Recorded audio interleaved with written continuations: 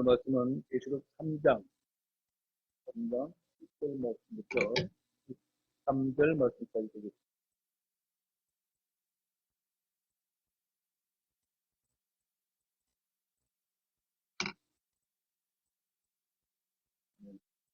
찰스는 7절부터 13절까지 교독하겠습니다. 제가 6절 읽고 같이 8절 읽어주시면 되겠습니다. 필라델피아에 있는 교회의 천사에게 쓰라. 거룩한 자, 진실한 자, 다윗의 열쇠를 가진 자가 이것들을 말하노라.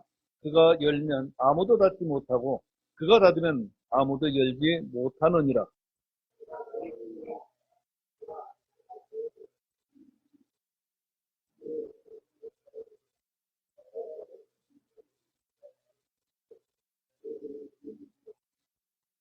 보라, 내가 사탄의 회당에 속한 자들 곧 스스로 유대인이라 하나 유대인이 아니고 거짓말을 하는 자들을 이렇게 만들리니, 즉 보라, 내가 그들을 오게 하여 네 발 앞에 경배하게 하고 내가 너를 사랑하였음을 알게 하리라.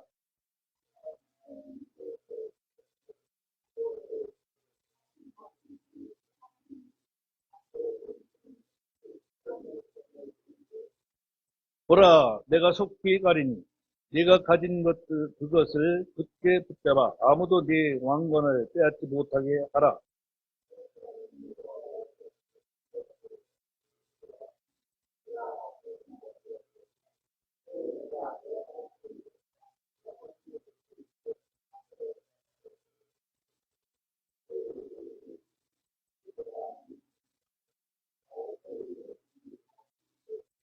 다 같이 귀 있는 자는 성령께서 그들에게 말씀하시는 것을 들을지어다. 아멘. 기도하겠습니다.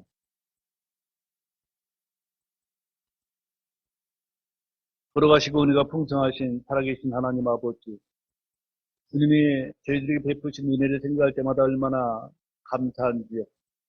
저희들에게 가지고 누리고 모든 것을 사용하는 모든 것들이 주님께서 주셨음을 저희들이 믿지 않을 수가 없습니다. 주님 진심으로 감사를 드립니다.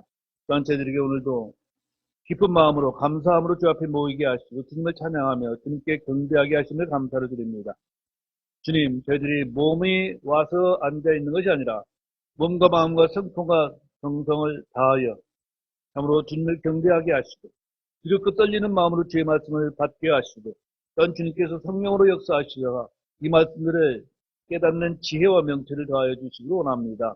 말씀을 통하여서 저희들에게 날로 믿음이 성장되게 하시고 정말 주님께서 기뻐하시는 이 마지막 때의 삶을 살아갈 수 있도록 도와주시기 원합니다.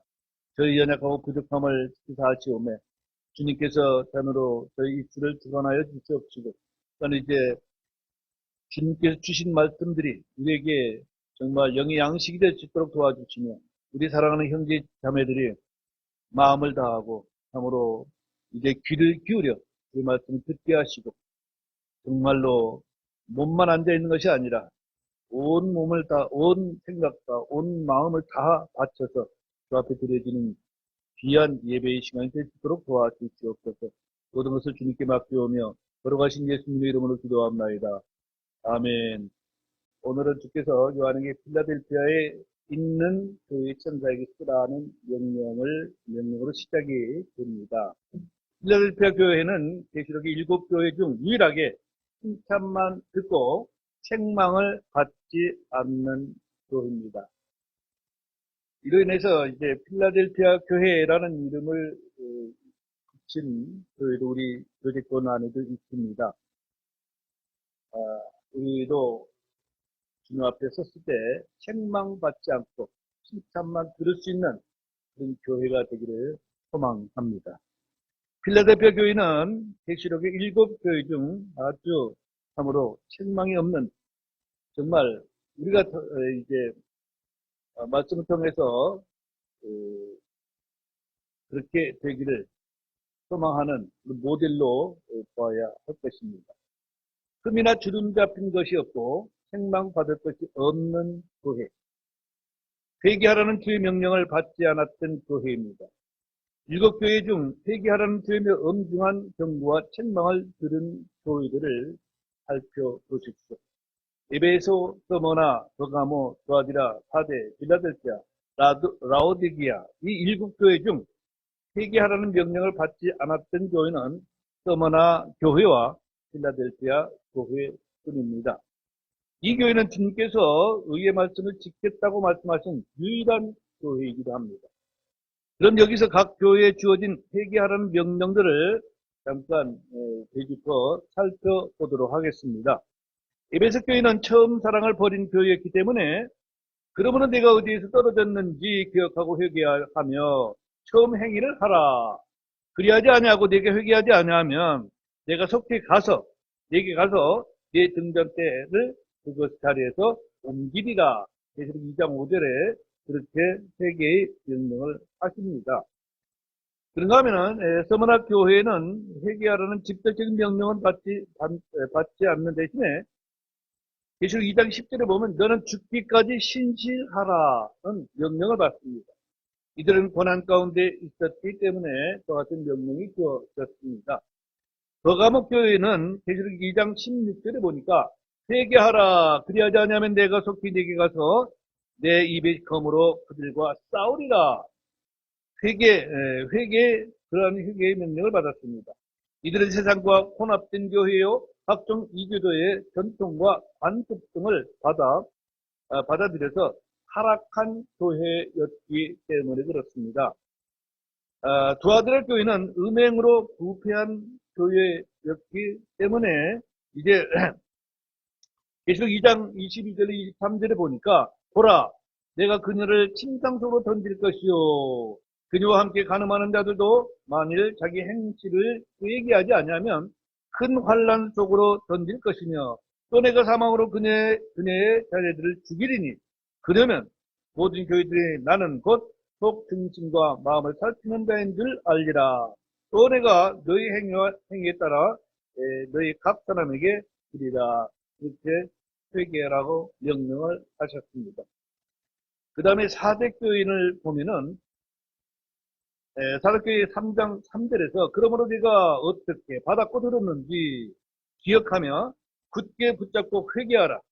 그러므로 만일 네가 깨어있지 아니하면 내가 도둑같이 네게 가리니 내가 어느 시각에 네게 갈지 네가 알지 못하리라는 명령을 하고 계십니다. 자, 오늘 이제 필라델피아 교회는 어떤 책망도 받지 않았습니다. 다음 시간에 우리가 살펴볼 라오디게아 사람들의 교회는 계시록 3장 19절에 보니까 내가 사랑하는 자들을 다 내가 책망하고 징계하노니 그러므로 열심을 내고 회개하라 그랬습니다. 이들은 뜨겁지도 아니하고 차지도 아니한 교회였기 때문에 그렇습니다. 우리는 성령께서 교회들에게 하신 말씀들을 들으라는 주의 명령에 따라 이런 명령을 듣고 주의를 기울여야 할 것입니다. 필라델피아는 형제 사랑이라는 뜻을 가지고 있습니다.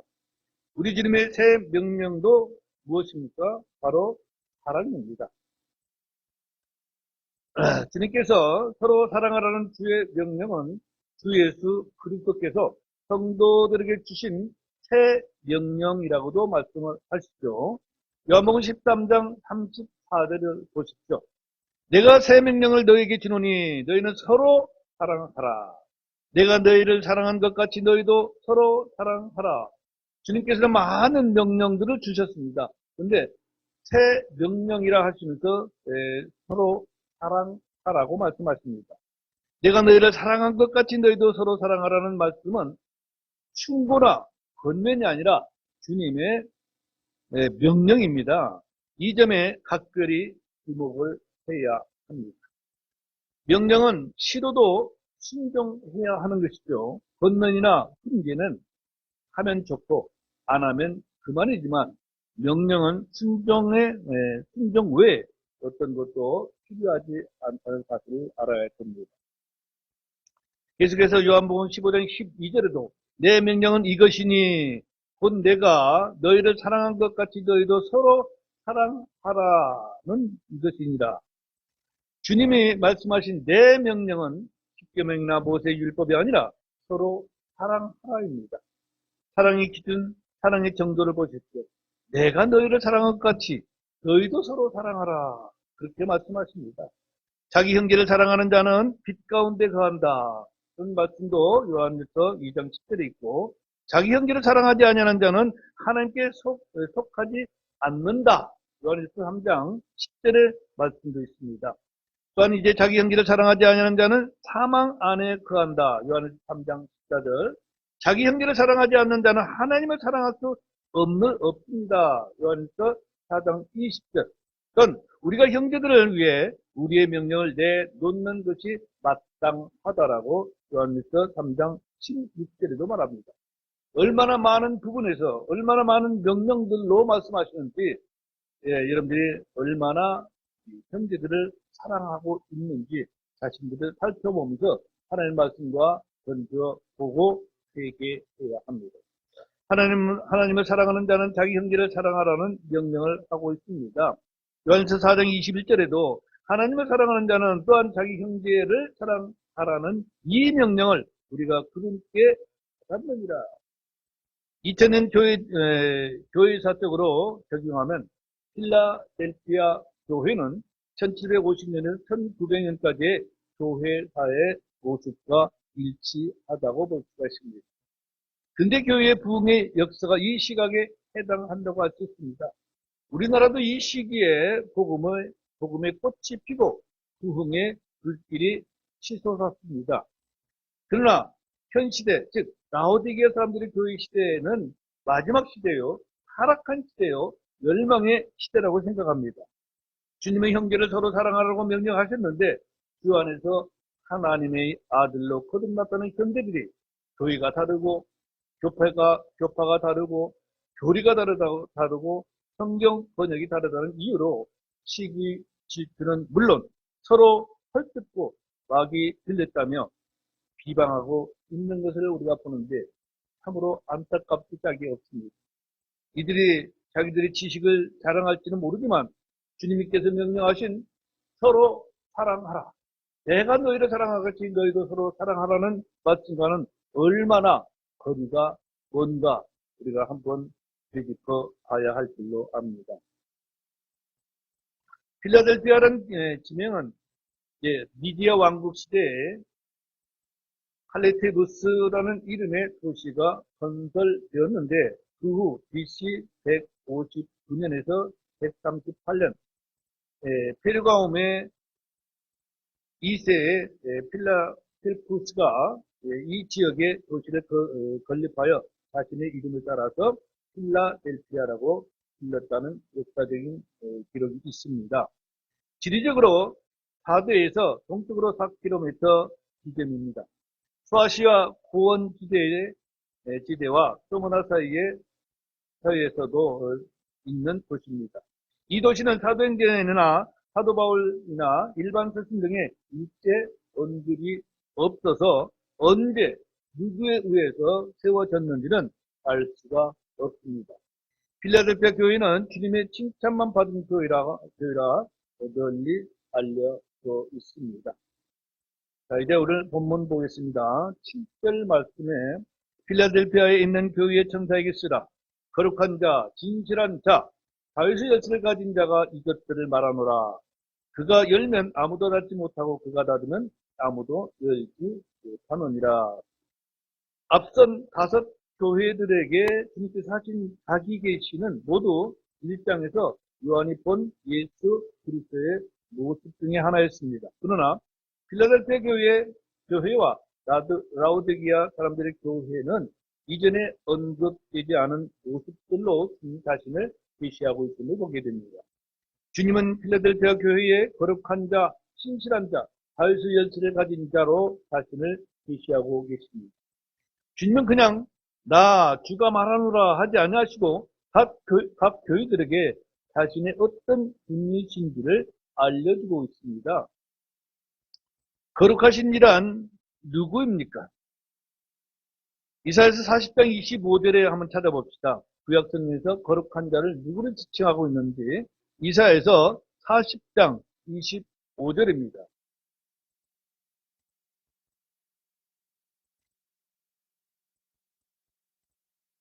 이사야 40장 25절에 보니까 거룩하신 분께서 이르시되 그런즉 너희가 나를 누구에 비하겠느냐 대하겠으며 누구와 동등하다 하겠느냐 하시느니라. 자, 여기 보니까 거룩하신 이는 주 하나님 자신을 말하고 있습니다. 만군의 주 하나님은 거룩하신 분으로 불리시는 하나님의 칭호이며 누구와도 같거나 비교할 수 없는 유일한 분이십니다. 그 뒤에 47장 이사야 47장 4절에도 보니까 우리의 구속자에 대해 말하자면 군대들 주 곧 이스라엘의 거룩하신 분이 그분의 이름이니라 라고 명시하고 있죠. 거룩하신 분은 구속자이신 그분의 이름을 말하고 있습니다. 유대인들은 거룩하신 분이라고 하면 그분이 자기들의 주 하나님임을 일컫는 말임을 금방 알고 깨닫습니다. 그러므로 예수님은 이스라엘의 거룩하신 분, 구속자 하나님이셨습니다. 그 뒤로 또 이사야 48장 17절에도 보십시오. 내 구속자요 이스라엘의 거룩하신 분이신 주께서 이같이 말씀하시느니라. 나는 너를 가르쳐 유익하게 하고 네가 가야 할 길로 너를 인도하는 주 내 하나님이라. 그렇게 말씀하고 있습니다. 자녀들이 많이 있는 집안에 보면은 그 자녀들이 다 같이 아버지를 이제 말할 때 동일하게 말하지는 않습니다. 어떤 아들은 아버님은 자상하십니다. 어떤 아들은 아버님은 아주 엄하십니다. 어떤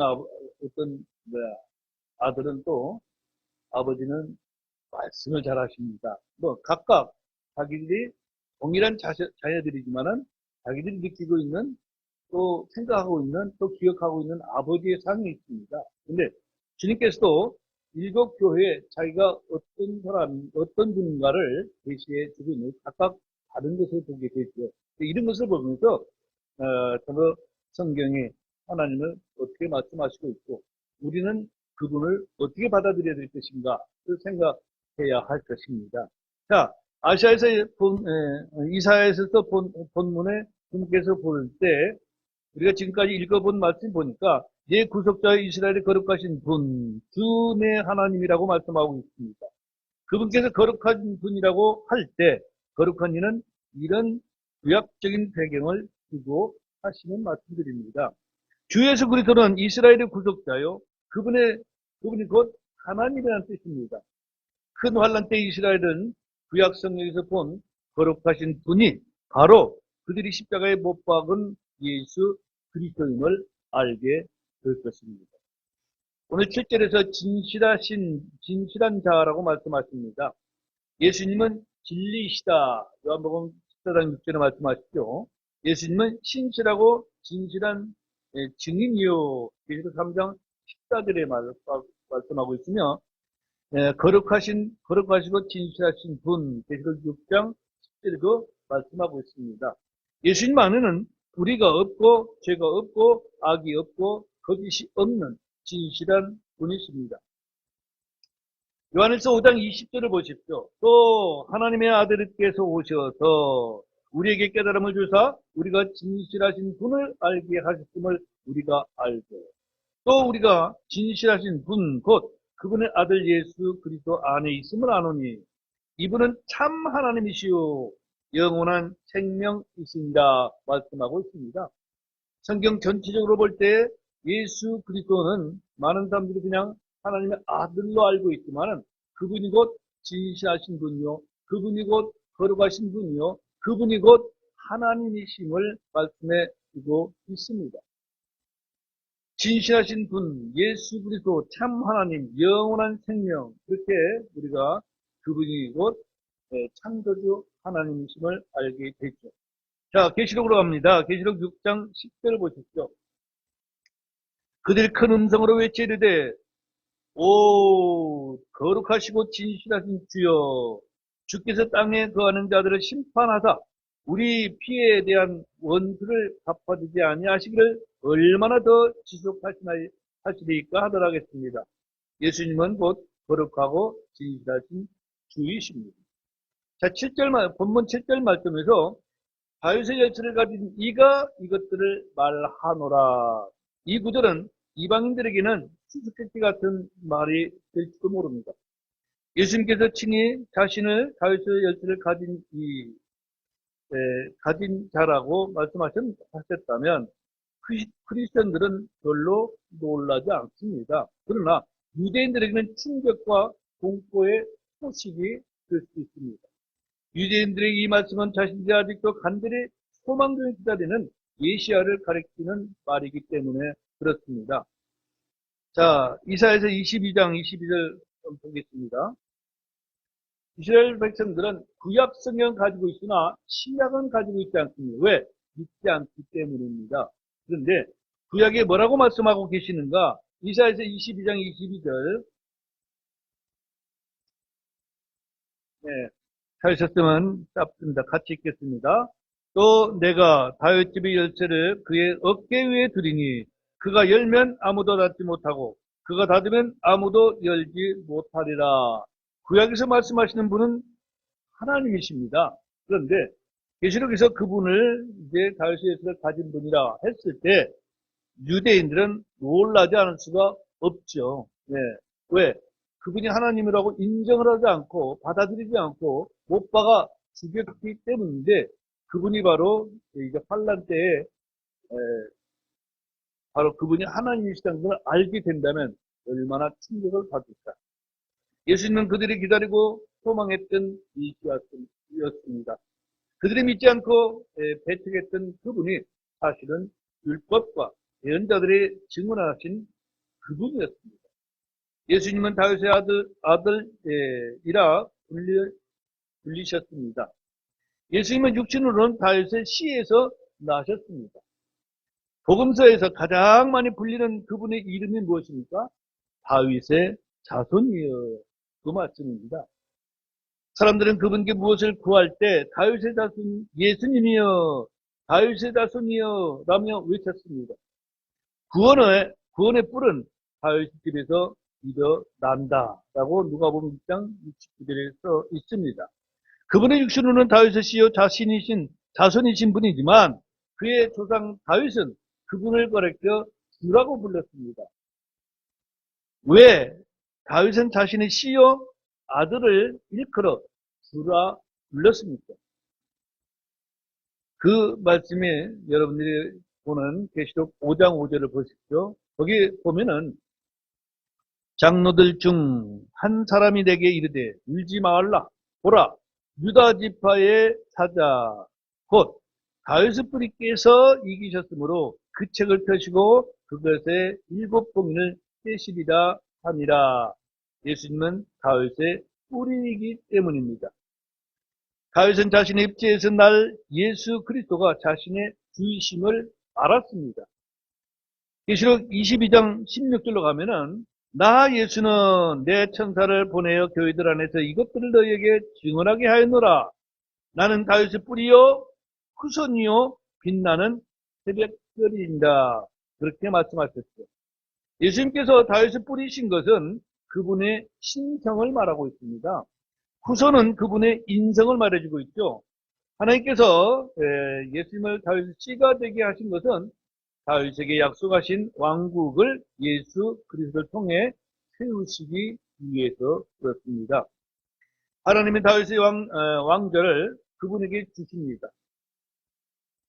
이사야서 22장 23절로 24절에 보면 내가 그를 단단한 곳에 박힌 못같이 고정하리니 그가 자기 아버지 집에게 영원한 왕자가 될 것이요 그들이 그의 아버지 집에 모든 영광을 그 위에 걸어들이니 곧 후손과 자손이요 모든 작은 그릇 즉 잔 그릇부터 큰 병까지의 모든 그릇입니다.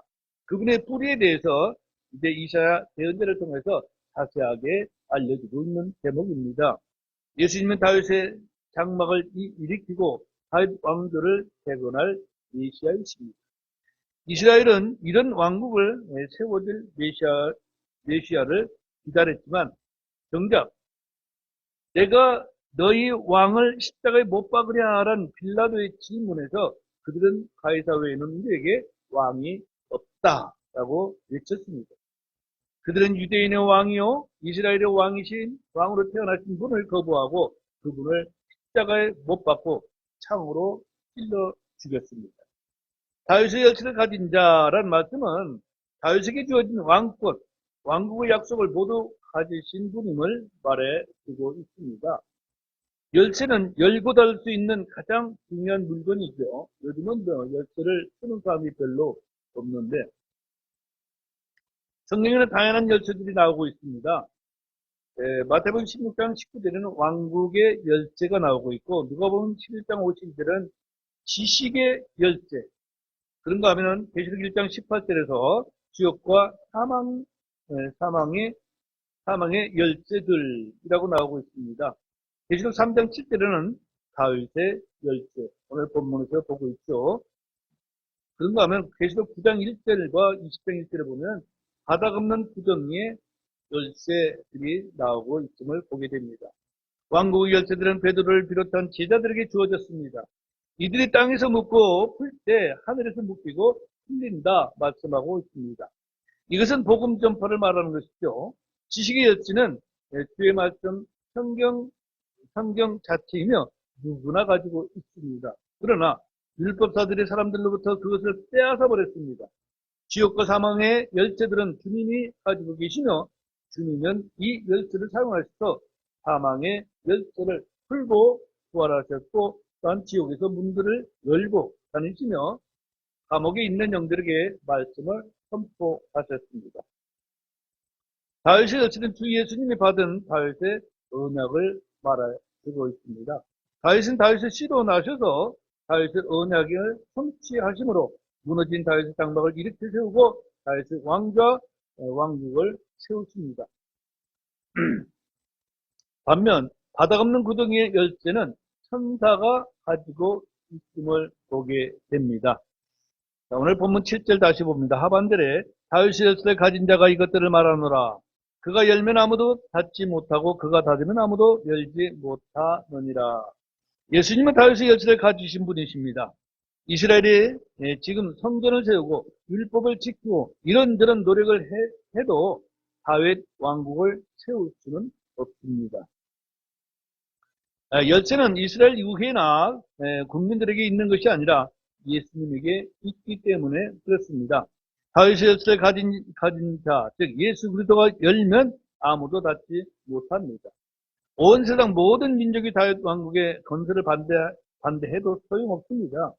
그분이 열면 아무도 닫지 못합니다. 그분이 닫으면 온 세상 모든 유대인들과 크리스천들이 힘을 모아도 결코 열지 못합니다. 다윗의 집, 즉 유다 왕국이 열리느냐 닫히느냐의 문제는 다윗의 집을 가지신 분에게 달려 있는 것입니다. 예수님은 역사의 주관자이시며 특히 이스라엘과 유다의 흥망성쇠를 주관하고 있습니다. 대부분이 이 구절을 영적으로 교회사에 적용해서 복음의 문이 활짝 열린 근대 부흥의 시대라고 말합니다. 근대 교회의 시대에는 영국과 미국에서 수만 명의 선교사들이 전 세계로 나아갔습니다. 크리스천들은 해외 선교를 위해 기부를 하는데 인색하지 않았습니다. 성경을 인쇄하여 전 세계로 보급하는 일에 기꺼이 헌신했습니다. 온 세상에 복음을 전하는 것이 하나님의 왕국을 건설하는 일인 줄을 알았습니다. 복음은 아프리카, 남미, 아시아로 퍼져나갔습니다. 주께서 문을 열어 주셨습니다. 그 덕분에 우리나라도 복음을 받게 되었고 기독교의 부흥의 역사를 이루었던 것이며 지금은 세계 어느 나라보다도 더 많은 선교사들을 우리나라에서 파송하고 있다는 사실도 여러분들이 알았으면 합니다. 사도행전 14장 27절에 그들이 와서 교회를 함께 모아 하나님께서 자기들에게 함께 행하신 모든 일과 또 그분께서 이방인들에게 믿음의 문을 열어주신 것을 되풀이하여 말하고 그렇게 했습니다. 이것은 믿음의 문이라고 합니다. 하나님께서 이방인들에게 믿음의 문을 열어주셨습니다. 그 덕분에 저와 여러분들도 복음을 듣고 주님을 믿고 영원한 생명을 얻게 된 것입니다. 고린도서 2장 12절에도 또한 내가 그리스도의 복음을 선포하려고 드로아에 갔을 때에 주께서 내게 문을 열어 주셨으나 그랬습니다. 어떤 지역으로 선교사가 들어가고 말씀이 들어갈 때 문을 열어 주셨다라고 말씀하고 있습니다. 우리는 하나님께 문을 열어 주실 것을 기도해야 합니다. 불신자들의 구원을 받기 위해서는 마음의 문을 열어야 할 것입니다. 주님은 양들의 문이시라 자신이 말씀하고 있습니다. 주님은 사람들이 잘 찾지 않는 좁은 문입니다. 지금은 열린 문 시대입니다. 누구나 주께로 나오면 주님께서 맞아주십니다. 주님은 다 내게로 오라고 초청하고 계십니다. 그러나 언젠가는 이 문이 닫히고 말 것입니다. 누가복음 13장 25절에서 집주인이 한 번 일어나 문을 닫으면 너희가 밖에 서서 문을 두드리기 시작하며 이르기를 주여 주여 우리에게 열어주소서 하여도 그가 너희에게 응답하여 이르되 나는 너희가 어디에서 왔는지 알지 못하노라 하리라. 그 시간이 점점 다가오고 있습니다. 주님께서 문을 닫으면 아무도 열 수 없습니다. 그 문이 닫힐 때가 임박했습니다. 이때 우리는 무엇을 어떻게 해야 되겠습니까? 참으로 쉬지 말고 복음을 전해야 할 것입니다. 여러분들 가정 지위에서, 여러분들 직장 지위에서, 여러분들이 만나는 그 누구에게도 입을 다물지 마시고 여러분이 믿고 구원받은 그분 예수 그리스도를 전하시길 간곡히 부탁드립니다. 자, 고린도서 6장 2절 보겠습니다.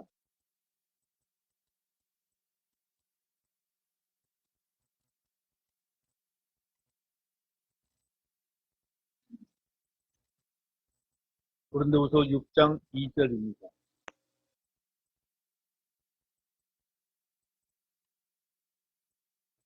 잘 됐으면 한 목소리로 같이 읽겠습니다.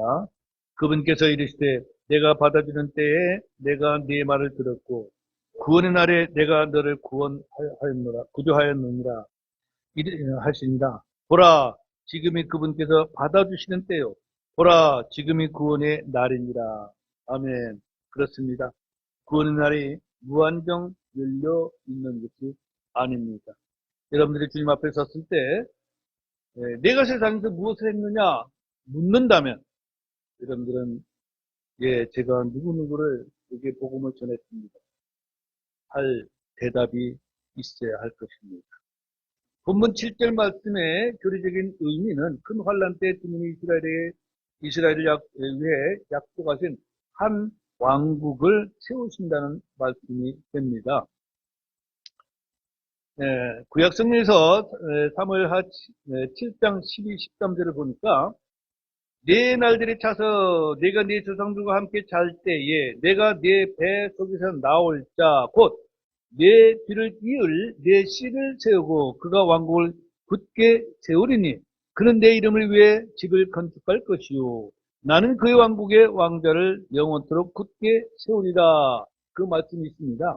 여러분들이 잘 무슨 말인지 내용을 알게 되겠지만은 역사적으로는 솔로몬 왕에 대한 예언처럼 보이지만 영적으로는 예수 그리스도에 관한 말씀이 될 것입니다. 여러분들이 알다시피 역사적으로 다윗 왕국이나 솔로몬 왕국은 영원하지 않습니다. 그 시대에 따라서 주께서 그에게 성전을 짓도록 허락하신 것이 그것이 영원한 것은 아니죠.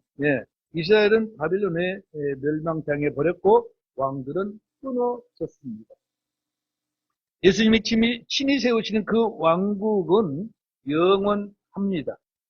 시편 9편 7절에 보니까 그의 정권과 확장과 화평의 중진이 끝이 없으며 그가 다윗의 왕자와 그의 왕국 위에 군림하여 그것을 정비하고 이제부터 영원토록 판단의 공의와 정의로 그것을 굳게 세우리라. 군대들의 주의 열심히 이것을 이루시리라 말씀하고 있습니다.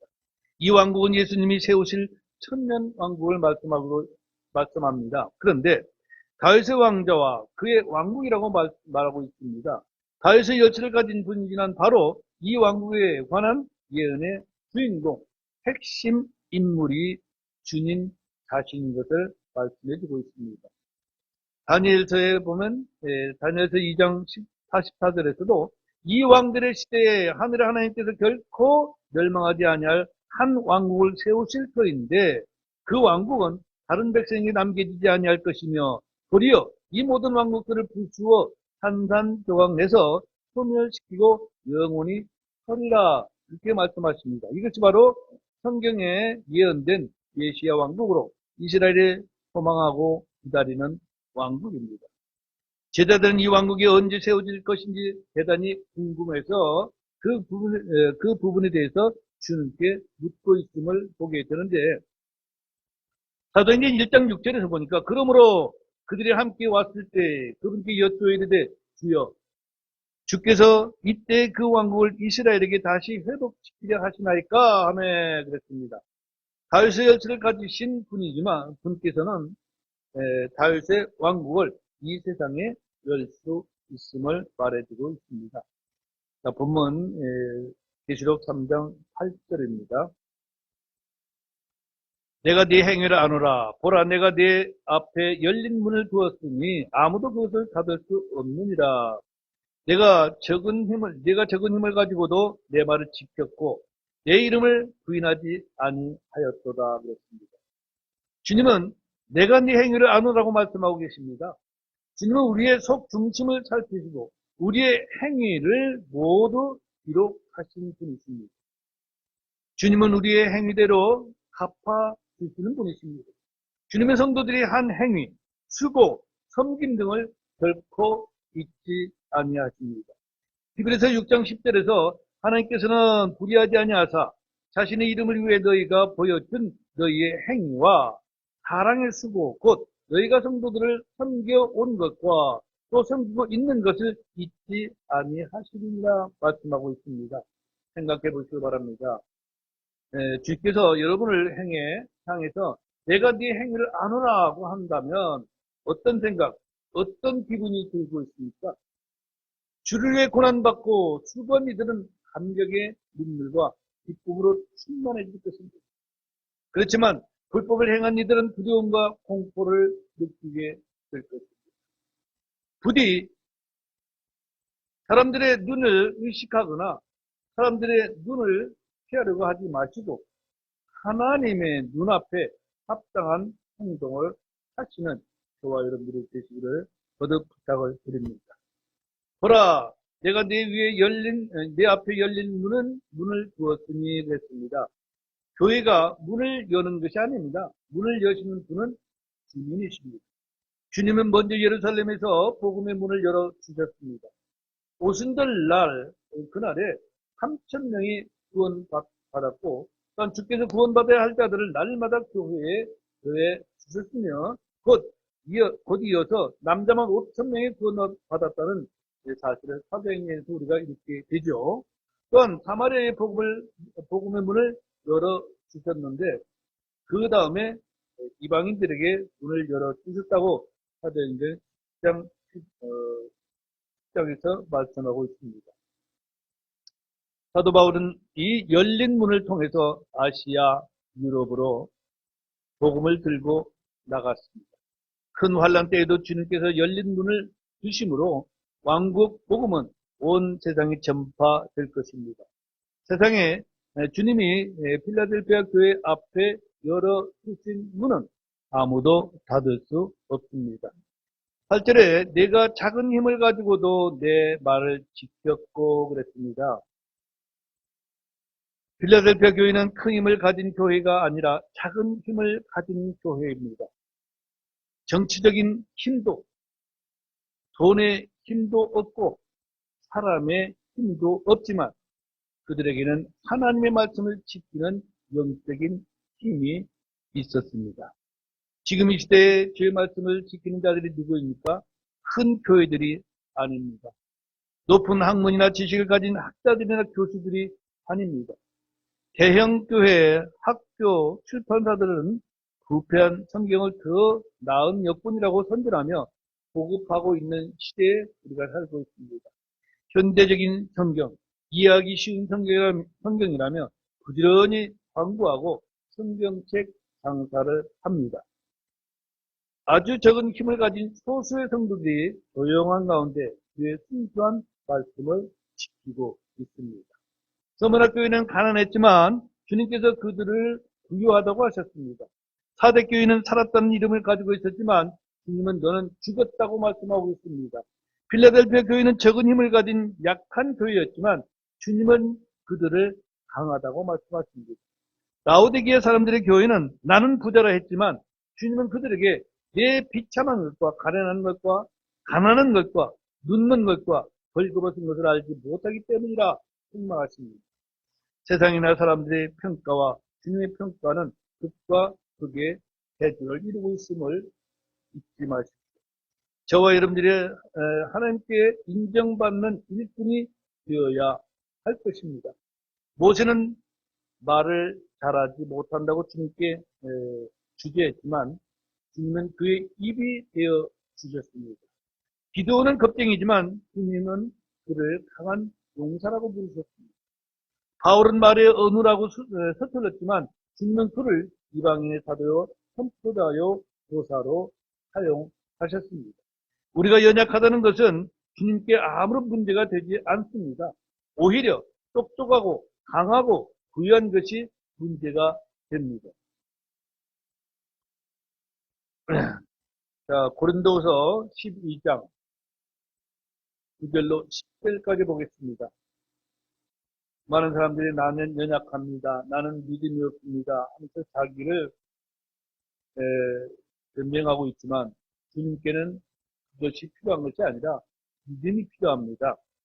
자, 고린도후서 12장 9절, 10절 같이 읽겠습니다. 그분께서 내게 이르시되 내 은혜가 내게 족하도다. 나의 강한 능력은 약한 데서 완전하게 되느니라 하셨느니라. 그러므로 내가 오히려 크게 기뻐하며 나의 연약한 것들을 자랑하리니 이것은 그리스도의 권능이 내 위에 머물게 하려 함이라. 그러므로 내가 그리스도를 위해 연약한 것들과 치욕과 궁핍과 핍박과 고난당하는 것을 기뻐하노니 이는 내가 약할 그때에 강하기 때문이라 그랬습니다. 말씀에 주목해 보십시오. 주님의 강한 능력은 약한 데서 완전해집니다. 우리는 약할 그때에 주를 믿고 맡기면 강한 역사가 일어납니다. 참으로 역설적인 진리라 하지 않을 수가 없겠죠. 히브리 기자는 히브리서 11장 34절에서 맹렬한 불을 끄기도 하고 날카로운 칼날을 피하기도 하며 연약한 가운데 강하게 되기도 하고 싸움에서 용맹하게 되어 외인들의 군대들과 싸워 물리치기도 하였으며 그랬습니다. 누가? 믿음의 선배들이 그랬습니다.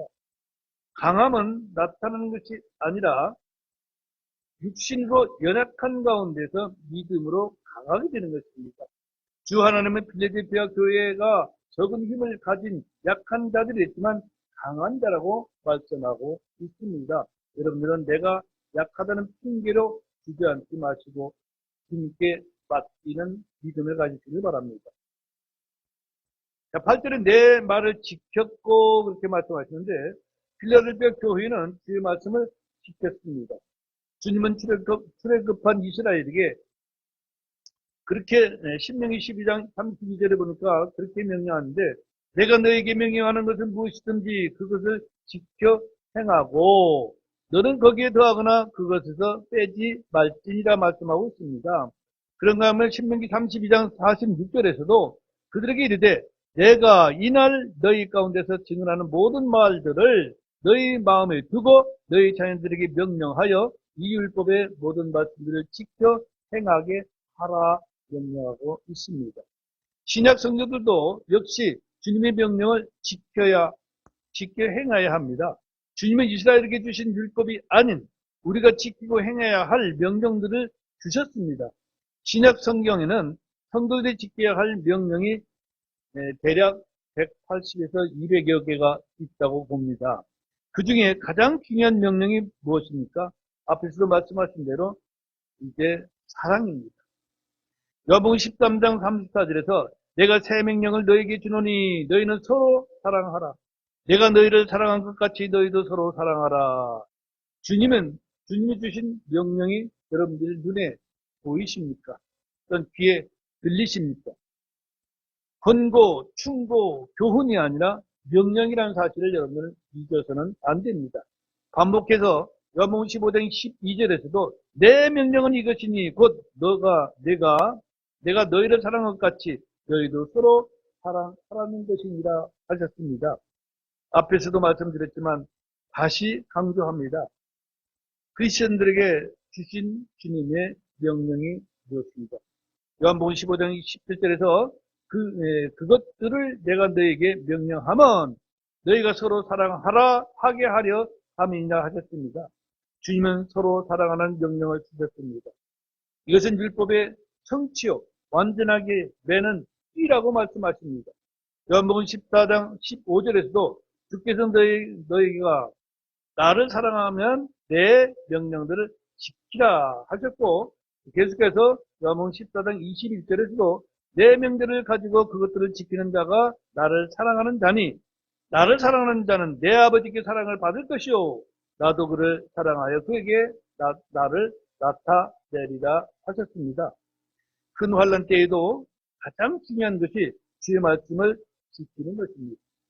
큰 환난 때 성도들은 이 책, 즉 요한계시록을 듣고 읽고 지켜야 합니다.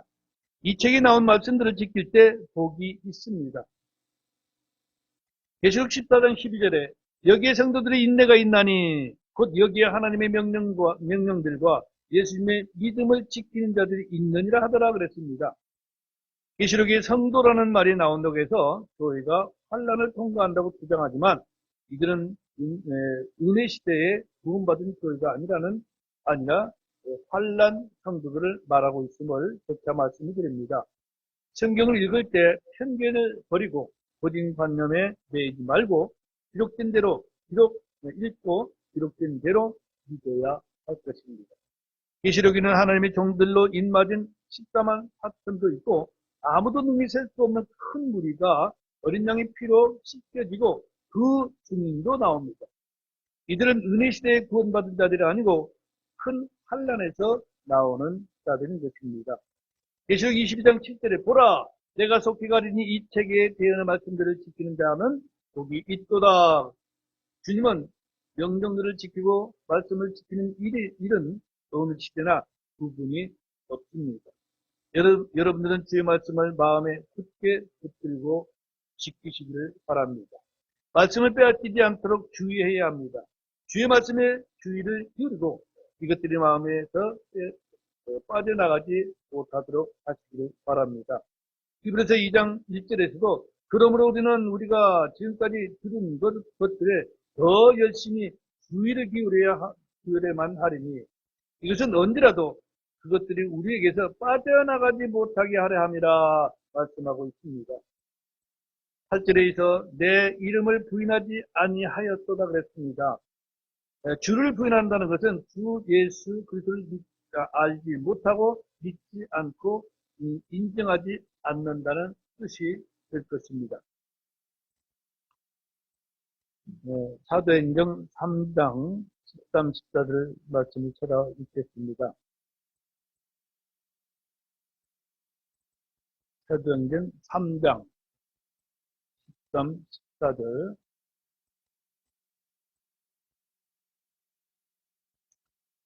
사도행전 3장 13절로 14절 같이 읽겠습니다.